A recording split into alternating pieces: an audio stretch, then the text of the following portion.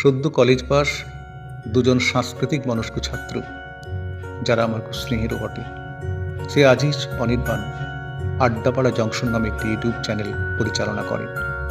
ওই চ্যানেলের জন্য তাদের অনুরোধে আমি পঙ্কজ ভট্টাচার্য আমার নিজের লেখা একটি গল্প পাঠ করে শোনাচ্ছি। আপনাদের ভালো লাগুক কিংবা নাই লাগুক, কমেন্টস করবেন, এটুকু আশা করতেই পারি। ধন্যবাদ। হৃদয়ের শব্দহীন জ্যোৎস্না। কৌশিক তখন সদ্য ব্রণ বালক, ঠোঁটের উপর আলতো কালো রেখা, সবে শরৎচন্দ্র ধরেছে। পেছন পাকা বন্ধুরা অবশ্য মহাভারত তহাভারত ধরে ফেলেছিল। রোজ ওদের মুখে মহাভারতের রসালো গল্প শুনে কৌশিনীর মনে সন্দেহ জাগে, মহাভারত কি সত্যি ধর্মগ্রন্থ? তীরধনুক কপচাতে কপচাতে বুকে তোফান তোলা সুন্দরীদের নিয়ে বীরেদের সব কীর্তি কাহিনী শুনে ওর বুকের ভিতরটা এক অসহনীয় মোচড় দিত। মনে মনে ভাবত, আহা, যদি এমন বীর হতে পারতাম। স্বপ্ন দেখতো রঙিন ফানুসে উড়ে চলেছে অজানা সেই সুন্দরীদের দেশে। ঘুম ভাঙতে স্বপ্ন খান খান, প্রপাত ধর্মীতলে ধপাস। অবশ্য অতৃপ্তির হতাশা গ্রাস করার আগেই সময়ের প্রলেপ ছড়িয়ে বুঝতে পারে সুন্দরী নারী হয়তো জোটেনি, কিন্তু মহাভারতের বীরদের থেকে সে কোন অংশে কম নয়, বরং তাদের থেকে ঢের বড় বীর হতে পেরেছে বলেই তার ধারণা। স্রেফ একটু বাঁচার জন্য সকাল থেকে রাত অবধি তাকে যা যা করতে হয়, তাই ভাবলেই কর্ণ, অর্জুন, এমনকি পিতামহ ভীষ্মদেব বোধ হয় ম্যালেরিয়া রোগীর মতো কেঁপে উঠতেন। তারপর কি? পেটে তোয়ালা ভিজিয়ে দিন কয়েক তেতো বড়ির সাথে পাতলা জলের মতো গ্লাস গ্লাস পারলেন। ফ্রি গিফট হিসাবে সারাদিনের নিয়ম করে কয়েকবার ওয়াক ওয়াক, তলপেট ছেড়ে বেরিয়ে আসার জোগাড়। অন্নপ্রাশনে ভাতও উঠে আসাটা বিচিত্র নয়। এরপর যা হওয়ার তাই। হয়তো কুরুক্ষেত্র পৌঁছানোর আগে শীতদাঁড়া কাঁপিয়ে সরসজ্জা। কৌশিক মনে করে তার মধ্যে আরসোলার মতো মারাত্মক অভিযোজন ক্ষমতা রয়েছে। তা না হলে এই হিল হিলে চেহারা নিয়ে এত প্রতিকূলতার মধ্যেও দিব্যি বেঁচে থাকতে পারে। মাঝে মাঝে সে নিজেকে নিয়ে বেশ অবাক হয়ে যায়। মাংসহীন বুকের খাঁচাটা যেন হারমোনিয়ামের ঋণ। বৃষ্টির ফোঁটা কেটে বেরিয়ে যেতে পারে, এক ফোঁটাও গায়ে পড়ে না। এর জন্য অবশ্য তার দুঃখ টুক্ষ নেই। নিজেকে নিয়ে খুব একটা ভাবে বলে তো মনে হয় না। যত ভাবনা সব মানুষকে নিয়ে, কিছু প্রয়োজনে, কিছু অযথাই। হৈমন্তিক বর্ষণে স্নাত বৈশাখী পাখি যেমন লকগেট খোলার মতো দাঁত বের করে যেমন হিহি করে, ঠিক তেমনি কান্না গেলে ঠোঁটের কোণে ফিচে হাসতে পারে। কৌশিক কিছুতেই ফেলে আসা দিনগুলোর কথা ভুলতে পারে না। অন্ধকারের কাছে আত্মসমর্পণ করা গ্রামে তার বেড়ে ওঠা, মিনমিনে কেরোসিনের কুপিতেই পড়াশোনা, কাদা ভর্তি কাঁচা রাস্তায় দড়াম দড়াম আছাড় খাওয়া, সারা রাত ধরে আদিবাসীদের ধিতাং ধিতাং মাদুলির শব্দ, ঝিঝির ডাক, শেয়ালের হুক্কা হুয়া, একবেলা খেতে পাওয়া ছেলেগুলোর সাথে আষাঢ়ের তাপ্পি মারা বলে লাথি, কোনোটাই আজও স্মৃতির অতলে তলিয়ে যায়নি। এখন এসি মেশিনে আলতো ঘুনঘুন শব্দ, গ্রামের টিনের চালে বৃষ্টির টপ টপ শব্দের কথা স্মৃতিতে ভেসে ওঠে। দোতলা ঘরের দক্ষিণের ছোট্ট জানলার মোটা পর্দার ওদিকে অন্তিমাদের নানা স্বাদের বিশাল বাগানের ঠিক পাশে কাঁচা নর্দমার গন্ধের কথা মনে হলে এখনো কেমন গা গুলিয়ে ওঠে। রোজ সকালে ছোটরা প্যান্ট খুলে ওখানেই বসে যেত, রাতিপিতে বড়রাও। একেবারে টাটকা গুয়ের গন্ধে এলাকাটা ভরে যেত। প্রতিবাদ করতে গেলে শিকনি গড়ানো বাচ্চাগুলো যেসব ভাষা ছুঁড়ত তা ভাবা যায় না। ওদের অফুরন্ত কাঁচা খিস্তিগুলো কৌশিনের সারা জীবনের সঞ্চয় বলা যায়। আসলে ওদের কি দোষ? অভাব অনটন ওদের এভাবেই তৈরি করে দেয়। এক বাড়ির কেচ্ছা অনায়াসে অন্যের দরজায় পৌঁছে যেত। বদ্ধ ঘরের গুমট অন্ধকারে বেওয়ারিশ লাশের মতো গাদাগাদি হয়ে পড়ে থাকত। মানবিক অনুভূতি থাকলেও কৌশিনের একার পক্ষে কিছুই করার ছিল না। হ্যাঁ, অন্তিম ওর ভালো বন্ধু, কিন্তু মেয়ে বলে ওর কাছে কিছু বাধ্যবাধকতা ছিল। সবসময় বাড়ির বাইরে বেরোতে পারত না, তবু কৌশিক চেষ্টা করেছে। আলো আধারী মন্নী নেতা মন্ত্রীদের কাছে এদের জন্য অন্তত এক কুচি আলু, এক থালা ভাত আর একটু বাতাসের জন্য বহুবার ছুটেছে। না, হতাশা ছাড়া তেমন কিছু পায়নি। চোখের সামনে দেখতো গ্রীষ্মের দুপুরে খাবারের জলের জন্য হাহাকার, বালতি ফুটতে এসে তর্কাতর্কি, এমনকি হাতাহাতিও যেন রোজগার ব্যাপার। প্রয়োজনের তুলনায় টিউবওয়েলের সংখ্যা ছিল যথেষ্টই কম। সরকারি তরফে বরাবর আশার বাণী শোনানো হতো। অনিচ্ছুক পায়রা উড়িয়ে উন্নয়নের ফর্দা হাঁকানোর ব্যাপার স্যাপারও তখন ছিল। গ্রামে একটা ভাঙা মাটির চালা ঘরে রোজ না হোক মাঝে মাঝে স্কুল বসত। কোনোরকম একবেলা খেতে পাওয়া বাচ্চাগুলো যেতে না চাইলে তাদের অশিক্ষিত বাবা মায়েরা তেঁতুলের ছড়ি দিয়ে মারতে মারতে স্কুলে পৌঁছে দিয়ে আসত। তারা শিক্ষিত হয়ে চাকরি করবে, অনেক অনেক টাকা রোজগার করে বাবা মায়ের হাতে তুলে দেবে, এই আশায় বুক বেঁধে থাকত। হায় রে পোড়া কপাল! পেটে দানাপানি না থাকলে, বই খাতা কেনার অর্থ না থাকলে যে পড়াশোনা হয় না, গরিবের সন্তানের পড়াশোনার ভাবনার যে বিলাসিতা, এই সত্যটুকু বোঝার ক্ষমতা বোধ ওদের ছিল না। এরপর ছিল অর্ধশিক্ষিত মাস্টার মশাদের বেতের কচকচা। একটু এদিক ওদিক হলেই সর্বাঙ্গে চাকা চাকা দাগ নিয়ে বাড়ি ফিরত, সঙ্গে একরাশ যন্ত্রণা। না, এদের বেশিরভাগই শিক্ষিত হয়নি, মানুষ হয়নি, হওয়ার কথাও ছিল না। ওইসব মাস্টার মশাদের কুঁয়োর ব্যাঙ বললে বড্ড গায়ে লাগে। আবার কি আশ্চর্য, নিজেদের সমুদ্র ভাবার স্পর্ধাও তেনাদের ছিল না। কৌশলের খুব বেশি দিন গ্রামে থাকা হয়নি। উচ্চ মাধ্যমিক পাশের পরই জন্মস্থান কলকাতায় ফিরে আসে একেবারে পাকাপাকি ভাবে। কলকাতায় আসবে শুনে ঋতু বদলে হাওয়ায়, পাতাচড়া শুকনো ডালে কচি কচি পাতার নাচনের মতো তার মনটাও নেচে ওঠে। তবে খারাপ যে একদম লাগেনি তা নয়, বিশেষ করে অন্তিমার জন্য তার মনটা খুব খারাপ ছিল। তবে চোখে রঙিন স্বপ্ন, বড় হওয়ার স্বপ্ন, লেখক হওয়ার স্বপ্ন, সত্যিকারে মানুষ হওয়ার স্বপ্নের কাছে এসব কিছু তুচ্ছ মনে হয়।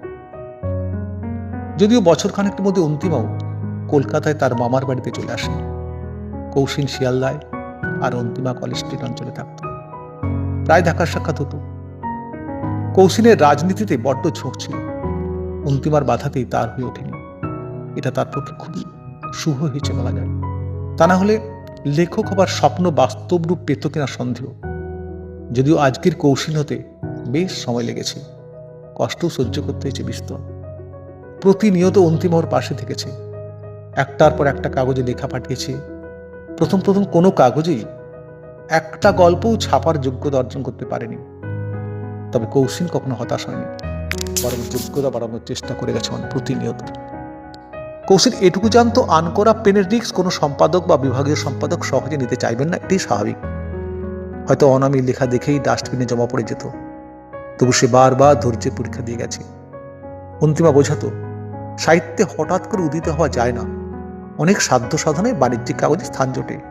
এই অকাট্য যুক্তিতে কৌশিনের জেদ আরো বেড়ে যায়। তার সবসময় মনে হতো একদিন না একদিন তার গল্প ছাপা হবেই। হাল ছেড়ে পালিয়ে যায়নি, মাটি কামড়ে পড়ে রইল। দমকা বাতাসে গাছের অসহায় ডাল পাতার মতো কখনো কেঁপে কেঁপে ওঠেনি, আকাশে উড়ন্ত পাখির ডানার মতো মনের বলও হারায়নি কখনো। বরং মনে মনে ভেবেছে, আজ যা হয়নি কাল তা হবে না, কে বলতে পারে। যোগ্যতার সাথে ভাগ্য ক্লিক করলে দিন বদলে যাবে। কৌশিন বরাবর নিজের মতো করে বাঁচতে চেয়েছে, একেবারে নিজের মতো। একঘেয়ে জীবন তার না পছন্দ। 10টা-5টা ডিউটি অসহ্য লাগে, তার চাকরি ছেড়ে দেয়। এ ব্যাপারে অন্তিমা অনেক বুঝিয়েছিল, তবে কাজের কাজ কিছুই হয়নি। বাড়িতে টিউশন শুরু করে, সকাল বিকাল পড়িয়ে তাদের প্রয়োজনীয় নোটস বানিয়ে বাড়তি সময় লেখালেখিতে মন দেয়। অন্তিমার মতো ওর ছাত্রছাত্রীরাও লেখার ব্যাপারে ভীষণ উৎসাহ দেখিয়েছে, তাতেও বেশ গর্বিত। মাথার উপর কোনো বশ না থাকায় ছড়ি ঘোরানোর ব্যাপারও ছিল না। ঈশ্বরে বিশ্বাস করে বলে বিশেষ করে বন্ধুরা বড় সেকেলে কুসংস্কারের ভান্ডার বলে খ্যাপাতো। কৌশিন ওসব পাত্তা দেয় না। নিয়ম করে সন্ধ্যের সময় খোলা আকাশের নিচে গিয়ে দাঁড়ায়। বড় বড় অট্টালিকার নিচে সূর্যকে ডুবতে দেখে যেমন কষ্ট পেত, আবার রোজ সকালে পূর্ব আকাশে উঠতে দেখে খুশি হতো। মাঝে মাঝে সঙ্গে অন্তিমা থাকতো, সে দেখত কৌশিন মাথার উপরে মশাদের বহুতল দেখে বেশ মজা পেত, কিন্তু রকের তাস পেটানোর ছেলেগুলোর দিকে তাকিয়ে কেমন যেন উদাস হয়ে যেত। হয়তোবা খণ্ড খণ্ড তেতো বিষণ্ণতাকে গ্রাস করতে ছুটে আসে। ওইসব অলস অপদার্থ ছেলেগুলোর গুন্ডামি ভণ্ডামি পেশা বোধ হয়। ওদের কথাবার্তা শুনলে কৌশিন কেন, যে কোনো সৌবুদ্ধি সম্পন্ন মানুষের হৃদয় ভারাক্রান্ত বিষণ্ণ হওয়াটা স্বাভাবিক। রাতের বেলা কে কার বাড়িতে যায়, কার মেয়ে কার সাথে ঘোরে, কার বউ কতটা মোটা, কার কটা বাচ্চা, সারাক্ষণ এসবই চটকে যায়। চিৎকার করে এসএমএস পড়ে, চেষ্টা না করেও একতলার ছাদ থেকে পরিষ্কার শোনা যায়, যার বেশিরভাগেরই মানে খুঁজলে শালি আর শালপাতা দুটোই হয়। ওরা বোধহয় স্বপ্ন দেখতে শেখেনি। না পাওয়ার যন্ত্রণা থেকেই তো জীবনের ফুলকি জ্বলার কথা, এতদিন তো তাই জেনে এসেছে। মাঝে মাঝে ওর মনে প্রশ্ন জাগে, এসব কি ভুল শিখেছে? তাহলে ভুল জেনেছে। সেদিন গল্পের প্লট খুঁজতে বেশি সময় লাগেনি। এইরকম একটা বিষয় নিয়ে লিখতে লিখতে প্রায় সারা রাত কেটে গেছিল। ভোরের দিকে কখন যে ঘুমিয়ে পড়েছিল নিজেই টের পায়নি। একটা স্বপ্নও দেখেছিল। ছাত্র তুকাইয়ের ডাকে জেগে ওঠে।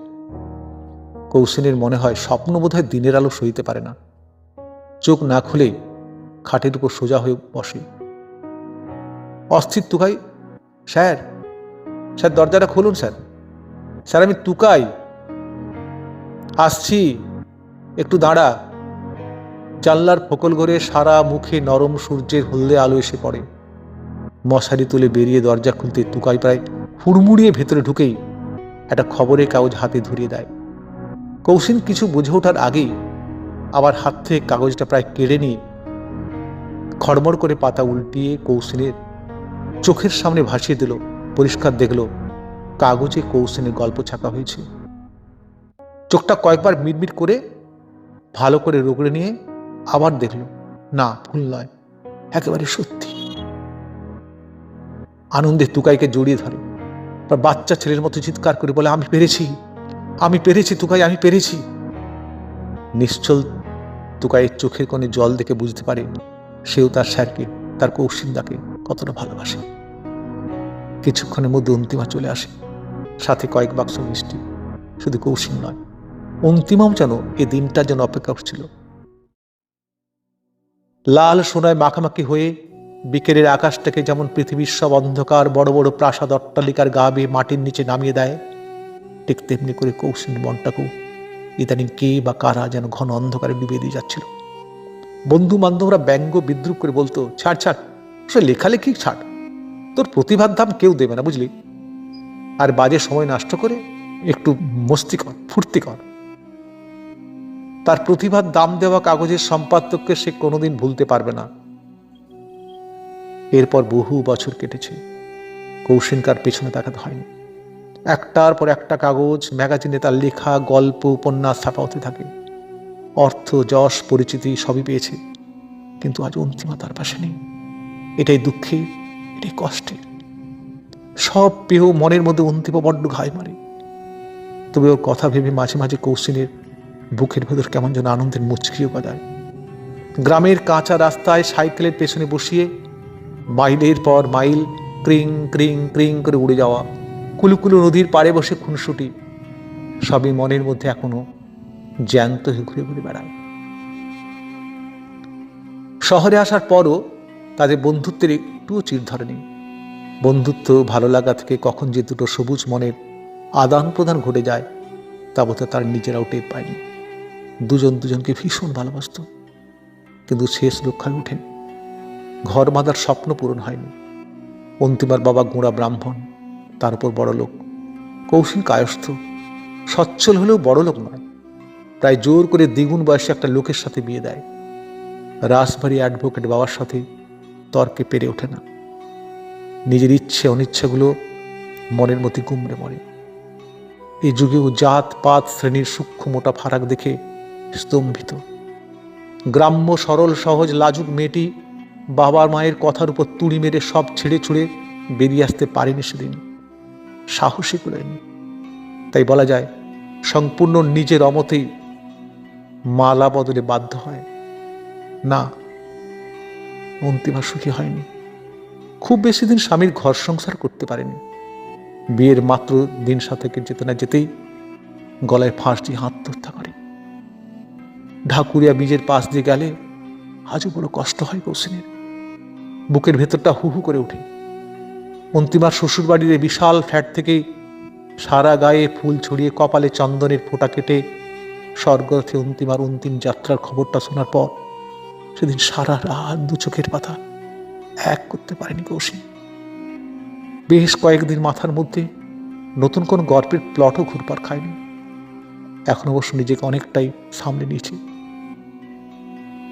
গত পরশু অন্তিমার জন্মদিনে কৌশিনের একটা বই প্রকাশিত হয়েছে, অন্তর্জলি যাত্রা। অন্তিমাকে উৎসর্গ করেছে। এখনো মাঝে মাঝে জানলার রেলিং ধরে ভোরের আকাশে উজ্জ্বল শুকতারার পানে ঠায় তাকিয়ে থাকে।